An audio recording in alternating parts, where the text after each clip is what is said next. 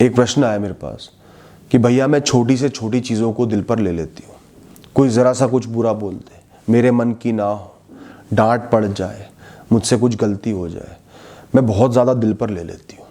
कई कई दिनों तक वो दिल में चलता रहता है, उसे भूल नहीं पाती, घुटती रहती हूँ, परेशान रहती हूँ। मैं कैसे चीज़ों को दिल पर लेना बंद करूँ? इसको अंग्रेजी में बोलूँ तो how to stop taking things personally. इस प्रश्न का जवाब मैं आज आपको दूंगा, क्योंकि ये बहुत ज़रूरी प्रश्न है।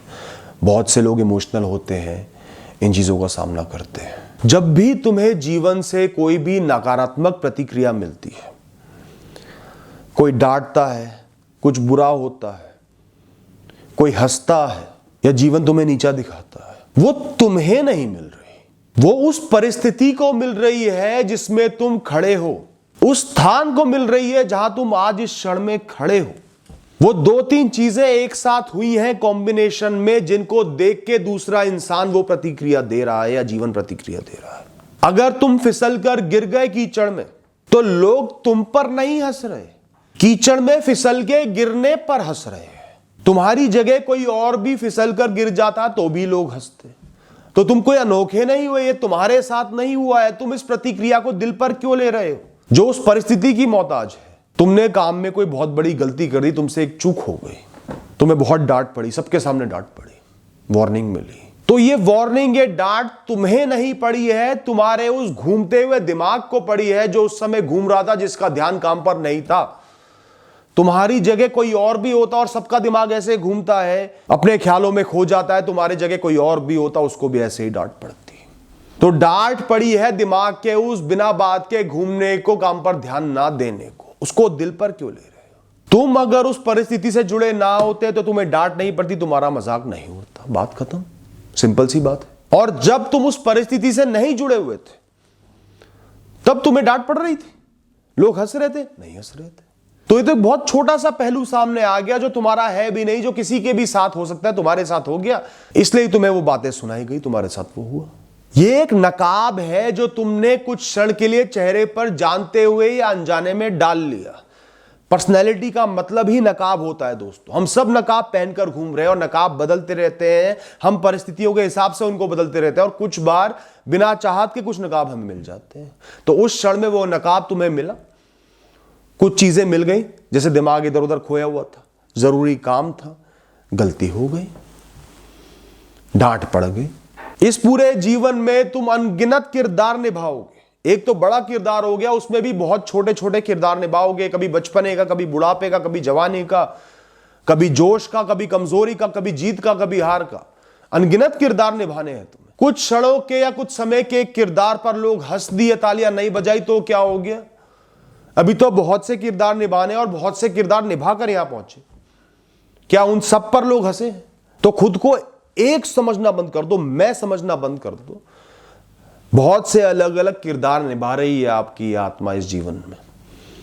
आज उनमें से एक किरदार हो जिसको डांट पड़ गई, जिसके साथ बुरा हो गया, कल कोई और किरदार होगा, कोई और जीवन जी रहे होंगे, कोई और लोग होंगे, नहीं पड़ेगी डांट, कोई और परिस्थितियां होंगी, बहुत बेहतर भी कर रहे होंगे। कुछ किरदारों को लोग पसंद करेंगे तो कुछ से नफरत भी करेंगे, जायज सी बात है। तो किसी भी एक क्षण, एक परिस्थिति, जीवन के एक पड़ाव से खुद को पूरे जीवन की तरह मत जोड़ो कि यही मेरा जीवन है। जीवन को हमेशा आकाश से देखो, जमीन पर उल्टा लेट कर नहीं। तो ये तुम नहीं थे जिसकी इंसल्ट हुई, जिसकी बदनामी हुई, जिसको डांटा गया, वो एक किरदार था किसी परिस्थिति में फंसा हुआ। बात खत्म, रात गई, बात गई। एक किस्सा याद आता है। मेरा एक दोस्त हुआ करता था, बहुत समझदार था, पर बचपना बहुत था उसमें। एक बार सब लोग इकट्ठे हुए, कोई पार्टी थी, तो वो बहुत अजीब से कपड़े पहन के आया हुआ था। कोई भी देख ले हंसी आई जाएगी। उस दिन सबने उसका बहुत मजाक उड़ाया, बहुत छेड़ा उसे, इतना छेड़ा कि कोई भी इंसान टूट जाए, उठ के चला जाए या रो दे, जो कि बहुत गलत बात है। पर वो इंसान हंसता रहा, उसे फर्क नहीं पड़ा। मैं उसकी इस मजबूती को, इस प्रतिक्रिया को देखकर चौंक गया कि कोई इंसान इतना मैच्योर कैसे हो सकता है। मौका मिला तो मैं उसके पास गया, सीधे सीधे तो नहीं पूछा उसको बुरा लगता, इनडायरेक्टली पूछा। तो उसने मुझे बताया कि मैं दुखी क्यों हूं। इन सब ने जो मजाक उड़ाया, मेरे कपड़ों के चुनाव का उड़ाया, इन कपड़ों का उड़ाया, मेरा थोड़ी उड़ाया। मेरा चुनाव गलत हो सकता है या उनको नापसंद हो सकता है, इसलिए उन्होंने मजाक बनाया। कल कुछ सही पहन के आ जाऊंगा तो नहीं बनाएंगे। मैं हर चीज को दिल पर क्यों लूं, हर बात को अपने दिल पर क्यों लूं? परिस्थिति को, चीजों को उसने इतनी समझदारी से, इतनी ऊंची सोच से लिया कि उसके लिए जीवन भर के लिए मेरे दिमाग में इज्जत भर गई। और मैंने बहुत ही महत्वपूर्ण सीख सीखी। सब कुछ हम खुद पर लेते ही क्यों है? कंपल्सरी है क्या? जरूरी है क्या? वो तुमसे हमेशा के लिए बंद किया क्या? सबसे पहले दोस्तों, अपने जीवन का मतलब किसी भी एक या अनेकों परिस्थितियों से ऊपर ढूंढो। खुद को एक बहुत लंबी कहानी के रूप में देखो, अनगिनत परिस्थितियों को मिलाकर उसके रूप में देखो। अच्छाई है तो बुराई को मिलाकर, बुराई है तो अच्छाई को मिलाकर देखो। बचपन में बड़ों ने जरूर कहा होगा कि बेटा ये पानी बहता है, नदी का बहता पानी है, इसको पी भी सकते हो, इसमें नहा भी सकते हो, बिल्कुल साफ होता है। रुका पानी साफ नहीं होता। बहते पानी में कुछ गंदगी पड़ भी जाए तो वो साफ हो जाता है, अपने आप निर्मल होते चले जाता है। इसी तरह तुम भी बहता पानी हो, तुम्हारा जीवन भी बहता पानी है दोस्तों। उसमें एक बहाव है, निरंतर बहते जा रहा है एक दिन समुद्र से मिलने के लिए। तुम ठहरा हुआ पानी नहीं हो, कीचड़ नहीं हो, गंदगी नहीं हो। कितना ही गंद तुम पे पड़ जाए, वो तुम्हारे पूरे बहाव को नियंत्रित नहीं कर सकता, रोक नहीं सकता, गंदा नहीं कर सकता। कुछ समय के लिए गंदगी ला सकता है, फिर मिट जाएगा, क्योंकि तुम तो बहते जा रहे हो, बदलते जा रहे हो, कुछ ना कुछ करते जा रहे हो। हां, अगर तुमने ही चुनाव कर लिया कि पूरे जीवन मुझे गंदा रहना है, पूरे जीवन कुछ गलत करते जाना है, गलती हुई है तो सही नहीं करना, तब पूरा बहाव गंदा होगा। और ऐसा तुम नहीं करोगे, मुझे तुम पर भरोसा है। इसलिए भी मैं बार बार कहता हूं, कितना ही निराश हो जाओ, जिंदा लाश मत बनना, बिस्तर के मोहताज मत बनना। बिस्तर का चुनाव जीवन के लिए मत करना। कुछ ना कुछ करते रहो, जीवन में मौजूद रहो, अपने आप बहाव बनेगा, अपने आप निर्मल हो जाओगे। तुम तो एक बहुत लंबी यात्रा हो जिसमें कई सारे छोटे छोटे गंतव्य भरे हुए हैं, छोटी छोटी यात्राएं भरी हुई हैं दोस्तों। तुम एक पड़ाव नहीं हो। कभी नदी देखी होगी तो वो नदी, वो जगह नहीं है जहां तुम खड़े हो और उस नदी को निहार रहे हो, वो नदी उतनी ही नहीं है। वो नदी पूरा बहाव है जो किसी बर्फीले पहाड़ की चोटी से उत्पन्न होकर किसी समुद्र में मिल जाएगी। उस पूरे बहाव को, उस तीव्रता को नदी कहते हैं दोस्तों, जो पहाड़ों को भी काट देती है। बीच बीच में पहाड़ गिर जाते हैं, लैंडस्लाइड हो जाती है। वो पावन नदी मिट्टी का रंग ले लेती है, गंदी हो जाती है, गंद गिर जाता है, पर बहाव के साथ बहती रहती है तो आगे फिर से निर्मल हो जाती है, वो गंद नीचे ठहर जाता है। अगर आप चीजों को दिल पर नहीं लेते ना, इसका एक बहुत बड़ा फायदा है कि आप परिस्थितियों को समझ पाते हो, सही गलत को समझ पाते हो, जीवन में अनुभव ले पाते हो, बेहतर बन पाते हो, सुधर पाते हो। क्या गलत हुआ ये समझ में आता है, मैंने क्या गलत किया, मुझे क्या नहीं करना चाहिए आगे, ये समझ में आता है। जीवन को कैसे बेहतर बना सकता हूं, ये समझ में आता है। ये समझ में आता है कि ये कुछ समय में बंधी हुई बेइज्जती है, परेशानी है। भाव बहेगा, जीवन बहेगा तो ये अपने आप ढल जाएगी, अब ये खत्म हो जाएगी। डांट पड़ गई, बेइज्जती हो गई, कुछ समय का खेल है, सब भूल जाएंगे, आगे बढ़ जाऊंगा कर्म करते रहा।